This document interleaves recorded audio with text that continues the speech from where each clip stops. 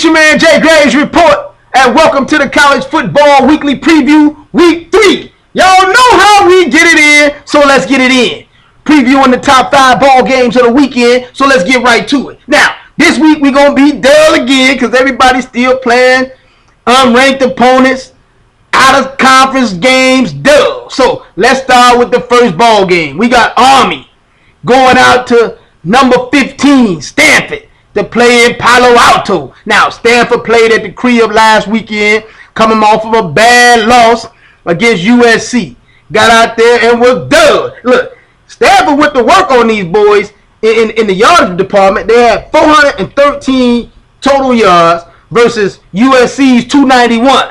But they gave the rock up twice. Can't turn the ball over in big games, bruh. That's what they did. Turn it over and was dull. It was so dull that Pat Hayden ran out on the field for USC. Dull. Stopped the ball game. Got out there wrestling with the officials. None of that this week. Now, here's the deal. Stanford is used to being in this situation. They've won 2 back-to-back Pac-12 championships after coming off of bad losses. So they can rebound. The good thing is they got Army coming to town, bruh. Hey, no disrespect to the brothers playing at Army, but ain't no real football players over at Army, bruh. They gonna come in with some hot uniforms. It's good. All the pageantry sounds good, but ain't no football players at Army. It's not like they got Doc Blanchard or Pete Dawkins running around out there, bruh. So they about to get the brakes beat off of them at Stanford. David Shaw got to come back strong this weekend. Let's move on to the next ball game. Now, let's go out to Indianapolis. We got Purdue. Oh, dumb Purdue showing up to play number 11, Notre Dame. Now, Notre Dame coming into this ball game 2-0. Oh, Dub Purdue got out there last week against Central Michigan and got the brakes beat off of them at the crib 38-17. Now, Michigan showed up to South Bend last week and got the doors blown off of them 31-0.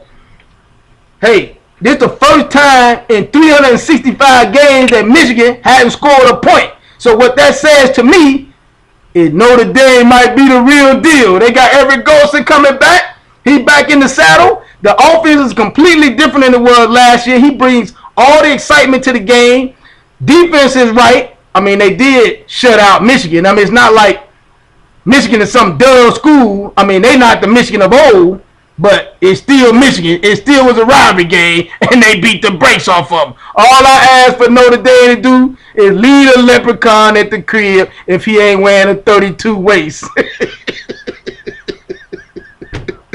Hey, Notre Dame beats the brakes off of Purdue because all they got to do is come in. Look, Purdue got beat by some duds with a water gun and sparklers last week. So all Notre Dame got to do is lead the big guns at the crib. Don't pull the big gun. Don't pull the chop out. All I need you to do is pull out the homie the clown sock. You can beat these duds.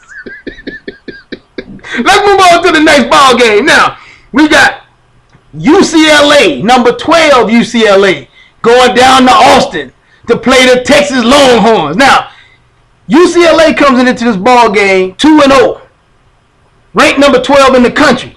Problem is, they haven't lost a ball game, but they've slid 2 spots in the rankings the last couple of weeks because they've been dull. They barely got past Virginia, then barely got past Memphis.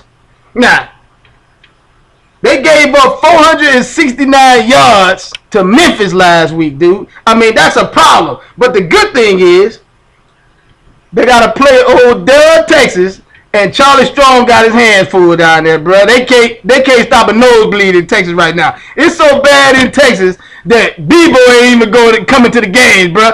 I talked to Bebo earlier this week. He said, I'm going to be in my girl's crib. I'm not even going to the game. I mean, think about it this way, bro. Brett Hundley is going to go down there and go to work. He was done last weekend, but he going to go to work on these boys. Texas going to get the dog snot beat out of them at the crib in Texas, in Austin, and it's bad. So all the good old boys down there going to be upset. Let's move on to the next ball game. Let's go down to Norman, Oklahoma. You got Tennessee from the SEC, the vaunted SEC. going to Norman to play the number 4 Oklahoma Sooners. Now, here's the deal. Both teams come in undefeated. Both teams 2-0. Tennessee averaging 36 points a game. The Sooners averaging 50 points a game. Problem is, neither one of them played anybody. OU had played Louisiana Tech and Tulsa. Defense looking good. They've only given up. They've actually outscored in the first half of both games 62-3. They looking. I mean, OU is the real deal. They solid in every position. Quarterback, running back, front four, defensive secondary is solid. But we're gonna see what Tennessee look like, because Tennessee coming in with a defense that's only allowing opponents 7 of 31 on third down. But it's the same dub defense that was ranked 90th in the country last year. The problem that they got, you only got one cat, A.J. Johnson, on defense that started more than 3 games at Tennessee. That's a problem, bruh. They gonna get the dog snot beat out of them down in Norman, because they don't lose in Norman. Rarely do they lose in Norman, Oklahoma. Let's move on to the next ball game. Now, we got number 6, Georgia. The Georgia Bulldogs goes to William Brice Stadium. Number 24, South Carolina. Now, here's the deal. Number 6, Georgia comes into this ball game 1-0 after they came off a huge win, beating the brakes off of Clemson the first game out. Todd Gurley went to work, had 198 yards, 4 touchdowns, went to work on these boys. Then they took the week off, coming off of a bye. They're trying to avoid the 3rd straight road loss at South Carolina. South Carolina, like I always say, don't get me on my high horse about South Carolina. Beginning of the season, every year, these dubs always put South Carolina in the top 10. When they're not a top 10 team, they do it primarily because they're in the SEC. Within 2 weeks, these dubs have gone from the number 9 in the country to number 24. They barely holding on in the top 25. Now, because they got the brakes beat off of them game 1, 52-28 against Texas A&M. Now they got to show up. They barely got past East Carolina last week. Beat East Carolina by 10 points. Come on, bruh. Now, so remember this. Like I always say, Georgia is Mark Richt's Georgia.